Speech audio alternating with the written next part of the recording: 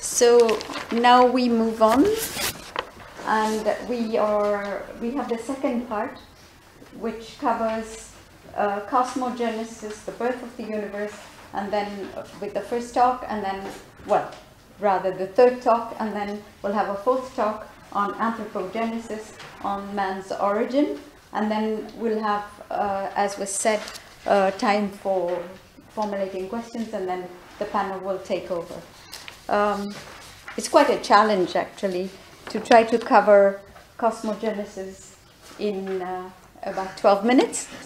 We'll not go into, obviously, the details of all that is in the book, but just to give you a feel of the way the three fundamental propositions, as was said, cover the idea of some, a truth, a reality, and then the appearance of the universe. Now, when we look at the Cosmogenesis, one of the things that really strike us as being a key idea is that nature is built with intelligence and with a method, this methodology. And so when we look at it, we see that the scientists today are coming to that conclusion, and there's a lot of observation, but from the physical part and going deeper, inner, into all the intricacies of the laws of whether in biology, in astrology, or the scientists are all with instruments trying to observe this and trying to figure out what's the law behind. But when we look at it from the point of view of this philosophy, the Secret Doctrine points out that there is a very organized way of a kind of deployment, that is the emanation we spoke, that we heard of in the fundamental propositions. And this means that there's not one God that has decided just like that to create a universe which would be separate from him, but this principle is underlying every the whole manifestation and what is beyond manifestation, obviously, because the reality is something that cannot be changed. But when it comes to the life of the universe, we have something that is very metaphysical as the Logos, and there are hierarchies which carry these plans from the universal mind, which lies in a latent position during the cycle of rest, and then when the awakening or emanation time comes, then there is this awakening, but all takes place with the help and under the responsibility of different hierarchies. So when we look at this, we may think that these are, forces, and so we have many gods. Is it a pantheistic vision? But if we have this underlying idea of what hierarchies are, of hosts, then it's very interesting to see that these hierarchies partake of the universe and of man. So we see that the macrocosm and the microcosm are very, very closely linked. And this means that man is part of this universe, including the kingdoms, and so there is this unity. And so we'll see that respect and understanding of the universe are part of the logical consequences of a reality. And the hierarchy, what does it mean? It means that, for instance, we picked up a few sentences, hierarchies of spiritual beings through which the universal mind comes into action is like an army, it is said, or a host, each containing a larger individuality to which his own interests are subservient, and each containing lesser individualities in itself. So we see that there is a logical compromise, a logical organization, and a logical cooperation. And this we see for those who go into medicine and who observe diseases and who observe the way the body works. It's exactly this. a logos or a collective creator is of the universe, demiurgos, an architect, while furnishing the plan, leaves the manual labor to the masons. The plan is furnished by the ideation, which comes from the previous wisdom and previous work and previous universes. And then the constructive labor led to the hosts of intelligent powers of the universe. But it's no personal deity, it is said. So what could we say about this? HBB says all are entitled to grateful reverence of humanity. However, a man ought to be ever striving to help divine evolution of ideas and not to consider these as personal deity. And he must be striving as best as he can to be a co-worker of this cyclic task by observation, as was suggested during the panels. So there is a very close correlation between the planets and the way the universe is built, the way the Earth has been,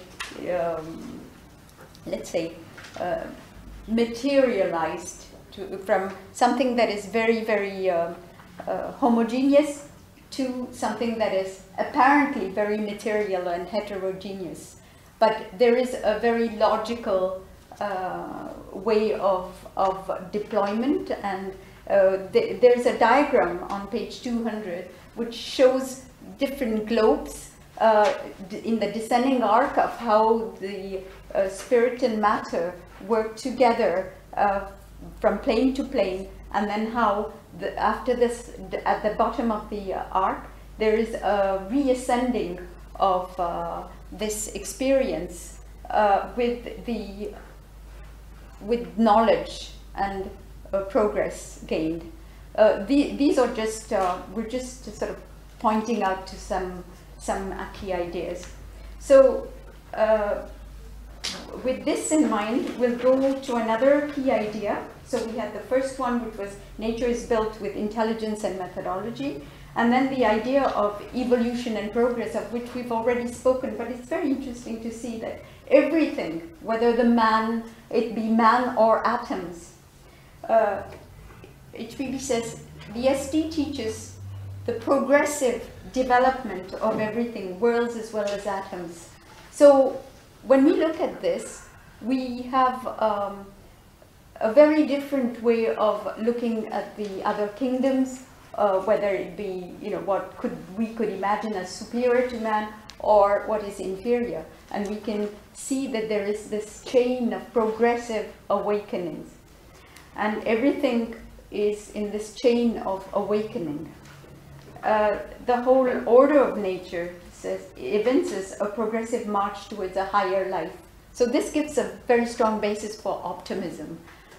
Not utopia, but something that is really optimistic, with patience. And so we heard that man was the result of 3 lines of evolution, but it's not just man, it's also the whole of the universe, all the different kingdoms. We can call them kingdoms, like the mineral kingdom, or the elemental kingdom, or the animal kingdom, the vegetable kingdom. There is intelligence, there is life, there is force, there's something that pushes everything towards something, like the symbol of the lotus, as HBB says. It's the pattern and the promise of the lotus is contained in the seed. The seed is buried in the mud, and then the stem comes out, and there is something that is progressive, but it cannot be stopped. It shoots through the muddy waters, and then it comes up to the clear air, and then the flower blossoms. And this is a very strong symbol called Padma, or the lotus bearer, and that's one of the reasons why it's also used in symbols. There's another idea. We spoke of intuition. We think that it's only for man, but there's something that is very interesting. It's that the whole, if we think of the states of consciousness, there's something that is correlative between the universe and man.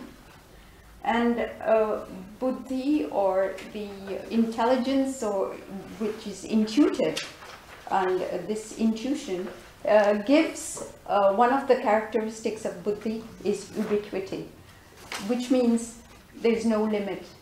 And that's one of the reasons why man can understand the universe, and the universe can also be an ally with man.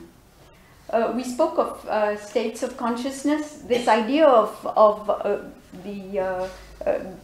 going from something that is homogeneous to something that is heterogeneous, and then going back with the experience and wisdom gained through this experience, gives to man, as well as the rest of the universe, the understanding that the physical plane is just one aspect of life, but there is something that is much more complex, whether it's psychology, whether it's intellect, whether it's emotions and spirituality. All these are part of states of consciousness that connect man to insects, animals, and other beings, because that is how the instinct of animals can understand. They have the sixth sense, for instance, and all this can be explained because of states of consciousness